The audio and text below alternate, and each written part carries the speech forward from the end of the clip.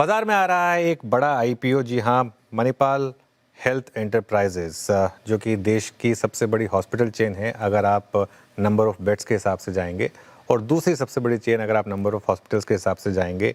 Fresh issue है 8,000 करोड़ का, और एक ऑफर फॉर सेल भी है 1275 करोड़ का। प्राइस बैंड है 560 से 590 रुपये पर शेयर, यानी कि टोटल ऑफर साइज आईपीओ का 9,275 करोड़, और मार्केट कैप होगा करीब करीब 78,000 करोड़ रुपए का।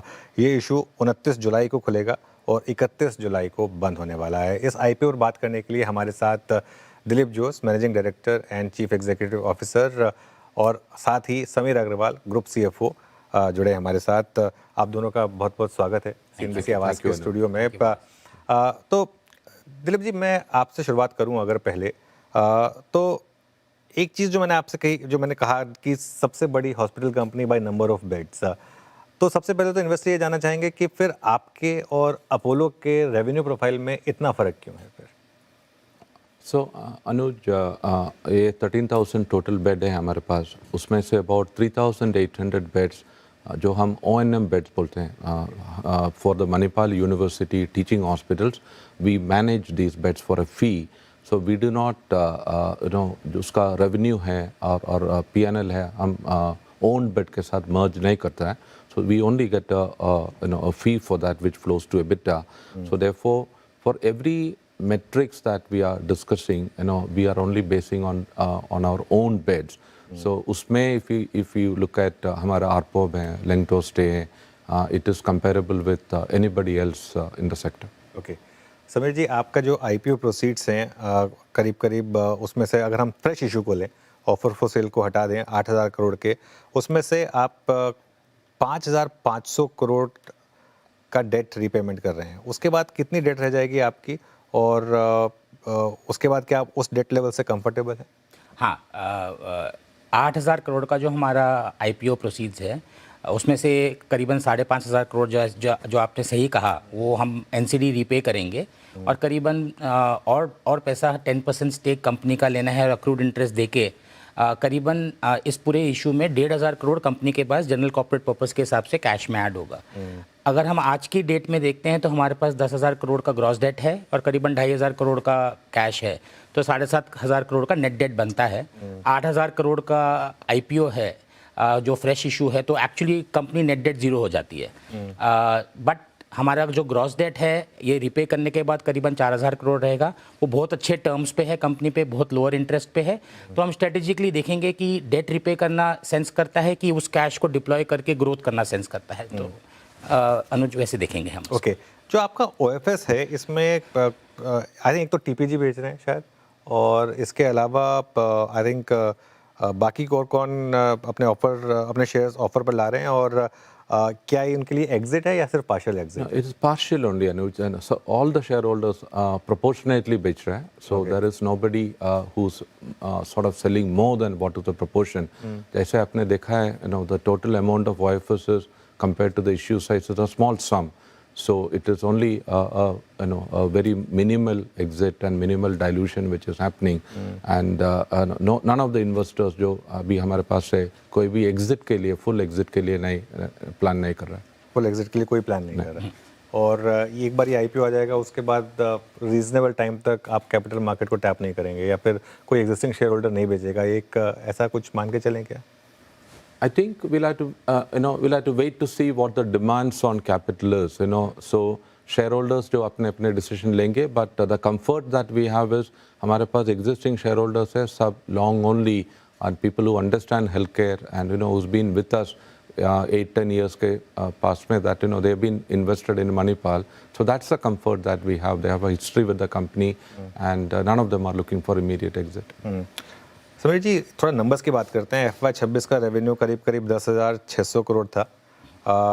किस एबिटा मार्जिन पर आप ऑपरेट करते हैं, और FY27 के लिए अगर आप कुछ गाइडेंस दे सकें हमें, किस तरीके के नंबर्स आप डिलीवर करेंगे? तो अनुज, आपने ठीक कहा, 10,300 करोड़ हमारा रिपोर्टेड रेवेन्यू है, और परफॉर्मा बेसिस पे 10,900 करोड़ के आसपास है। तो अगर हम रिपोर्टेड नंबर पे देखते हैं, बिकॉज सह्याद्री 6 महीने हमारे पे था, तो उस पर हमारा करीबन 25% हमारा एबिटा मार्जिन था।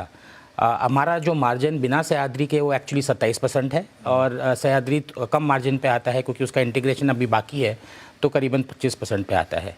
फ्यूचर गाइडेंस तो नहीं देंगे, बट यस कंपनी के जो लास्ट 2 साल में जो ग्रोथ आई है, जो RHP डॉक्यूमेंट में भी है, वो it has been very good. Dilip ji, ये IPO का जो प्राइस बैंड है वो जो पहले चर्चा हो रही थी उससे कम है, ऐसा क्यों? पहले जो which was being talked about was not a company company information at all, Anuji, that it was speculation, people are talking about it, but like I said earlier, nobody is exiting, nobody wants to exit fully. Therefore, अभी the pricing market situation थोड़ा बदली इस वजह से हुआ या फिर आप एक डिसीजन है कि थोड़ा सा टेबल पे ज़्यादा छोड़े, मतलब क्या क्या डिसीजन रहा होगा? I think if you look at the pricing which is there, it is just 29 times last year's EBITDA, so आप जो मार्केट में the industry standards or industry practice देखते हो तो it is at least 20%, 20-25% below. So the idea is that it should be we should attract the right kind of investors. And दूसरा important चीज़ ये है that nobody is trying to maximize valuation. Company का जो market value होना चाहिए over the next 1 or 2 years, we'll find our level. So IPO is just a beginning. We are not trying to maximize anything on day one.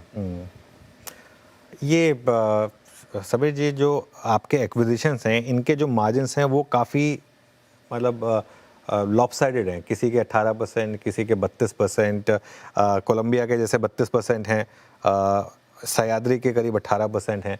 तो ये इस पर थोड़ा सा आप रोशनी डाल पाएँ कि आगे किस तरीके के मार्जिन्स रहेंगे एक्विजिशंस पर? अनुज, आपका कहना एकदम सही है कि कुछ एक्विजिशंस के मार्जिन ज़्यादा हैं, बट आप ये भी देखेंगे कि उन एक्विजिशंस को ज़्यादा टाइम हुआ है। जैसे कोलंबिया को 5 साल हो गए, सह्याद्री को 6 महीना हुआ है। तो टिपिकली हमने ये देखा है कि जब भी इंटीग्रेशन होता है, कंपनी को करीबन 18 से 24 महीने लगते हैं उसको पूरा इंटीग्रेट करने में, कल्चर चेंज करने में, डॉक्टर्स को ऐड करने में, और उसका जो एक्चुअल बेनिफिट है वो 3 से 5 साल के बीच में पूरा उभर के आता है। वही हमने कोलंबिया एशिया में देखा, वही अब हम एमरी में भी देख रहे हैं, और आगे चल के मैं काफ़ी श्योर हूँ कि वो हम सह्याद्री में भी देखेंगे। But the margin also depends in the markets in which they operate, तो डिफरेंस तो रहेगा। हाँ, आपका जो लीडरशिप है वो है बेंगलोर में, कलकत्ता में, पुणे में, नॉर्थ में आपका आई थिंक दिल्ली में है प्रेजेंस, लेकिन नॉर्थ में आगे कितनी प्रेजेंस रहेगी आपकी? So you are right Anu, जो नॉर्थ में हमारा गैप है in terms of what we want to do there, we are still not there. We have 3 hospitals in Delhi, we have 1 in Patiala, we have 1 in Jaipur. So when we look at future, we will have that in mind, that northern region में थोड़ा और capacity हो जाए. That would be the intent. We don't have a line of sight at the moment. Next 3 years में 3,000 beds are getting added in the network. उसमें से north में we have not considered anything. So we will have to look at opportunities there. Maybe acquisition हो सकता है. So right now we know it's a gap that we would want to fill. We'll work on it. Hospitals as a business आप कैसे देख रहे हैं? क्योंकि एक क्लियरली एक कहीं ना कहीं एक प्राइसिंग कैप भी हमने देखा है कई प्रोसीजर्स में, तो उसमें ऐसे एनवायरनमेंट में आपको लगता है hospital as a business consistent CAGR deliver कर सकते हैं? I think on that, Anuj, we'll have to look at CAGR coming through efficiencies also. That margins सिर्फ प्राइस से नहीं हो सकता है, that it has to come from operating efficiencies, more complex work which will get done. I think Manipal ka focus in the last several years has been on efficiency, on complexity of procedures, and not really on pricing. You are right. Price capping is something that we'll have to keep in mind. Also, हम एक social sector में है that so we can't treat healthcare like any other business. It's a social sector, and we have to be mindful of that. तो आपको लगता है कि भारत में हॉस्पिटल्स इन जनरल उसको फॉलो करते हैं कि एक सही अप्रोच, एक क्योंकि इसमें एक हमेशा एक सवाल रहता है कि प्रॉफिटेबिलिटी और सोशल कॉज के बीच का सही मिक्स कहाँ पर है? So in Manipal, within our system, we try our best to keep that in mind. I think the sector is also very conscious of that. Individual comments, it's not right for me to comment on everybody, but I think sector mein, like I said, social sector, that aspect we'll have to keep in mind. and India's got a lot of underserved population, underserved area. So while we are a for-profit organization, I think responsible profit is something that we'll have to keep in mind. A difference between profit and profiteering is something that we'll have to keep in mind. Sameer जी, आप अभी तो खैर future guidance नहीं दे पाएंगे, लेकिन आगे जाकर और कितना कैपेक्स आप करेंगे आगे बढ़ते हुए, और कितने बेड्स आप आगे जाकर जोड़ने का आपका प्लान है, इनऑर्गेनिकली और ऑर्गेनिकली? तो अनुज जी, जो हमारा लाइन ऑफ साइट है या जो हम डॉक्यूमेंट में भी डाल चुके हैं, करीबन 3000 बेड हमारे ऑपरेटिंग बेड में ऐड होंगे अगले 3 से 4 साल में। उसमें बॉम्बे में भी एक हॉस्पिटल हमारा अगले 18 से 24 महीने में आ जाएगा। उसके लिए करीबन 4000 करोड़ का केपिक्स खर्च होगा, जो कि हम इंटरनल अक्रूवल से भी कर सकते हैं और बड़े आराम से, या अगर उसके लिए कुछ स्ट्रेटेजिक डेट मिला, अगर कोई उस टाइम पे एक्विजिशन आया। एज फार एज जो इनऑर्गेनिक एक्सपेंशन की बात है, हमारी आंखें खुली हैं, दिलीप बोल चुके हैं, जैसे एनसीआर में ऐसे कुछ एरियाज़ हैं जहां हम देखना चाहेंगे कि हम ग्रीन फील्ड करें, कि एज ऑफ टुडे तो कुछ टेबल पे नहीं है। तो हमारा फोकस एज अ कंपनी बहुत क्लियर है कि हम इनऑर्गेनिक ग्रोथ तो जब आएगी तब आएगी, तो ऑर्गेनिक एक्सपेंशन 3000 बेड के लिए ले आएँ और सह्याद्री को ठीक से इंटीग्रेट करें, उसी से हमारी ग्रोथ फ्यूचर में काफ़ी अच्छी रहेगी। चलिए, ऑल द बेस्ट आप दोनों को इस आईपीओ के लिए, दिलीप जी, समीर जी, एंड आई होप कि इस आईपीओ में जो पैसा लगाएं उनका भी पैसा बने, और जैसा आपने कहा कि एक प्रॉफिटेबिलिटी और सोशल कोज का जो एक सही मिक्स है उसे आप लोग फॉलो करें। थैंक यू, मेरी तरफ से भी एक धन्यवाद रहेगी। थैंक यू वेरी मच, आज हमारे साथ जुड़ने के लिए। चलिए, इस कवरेज में अभी के लिए इतना ही। आप जुड़े रहिए CNBC आवाज़ के साथ।